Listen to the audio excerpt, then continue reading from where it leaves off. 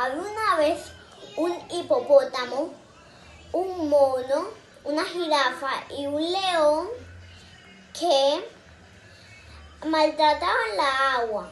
Le echaban todo el pasto en la agua. Que un día vino Dios y trajo una gotica de agua. Después vino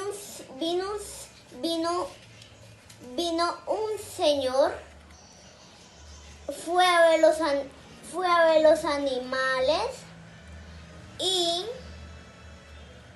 dijo: ay, estos animales maltratan mucho la agua, porque por eso es que en la vida de los humanos no había agua. Y después el hipopótamo y la jirafa hablaban. Ay, jirafa, ¿por qué maltratábamos siempre este lugar? Era muy bonito, ¿cierto? Sí, no lo habíamos maltratado.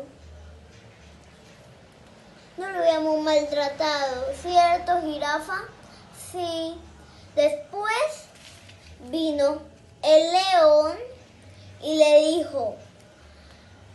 dijo al mono: mono, ¿por qué maltratábamos la agua?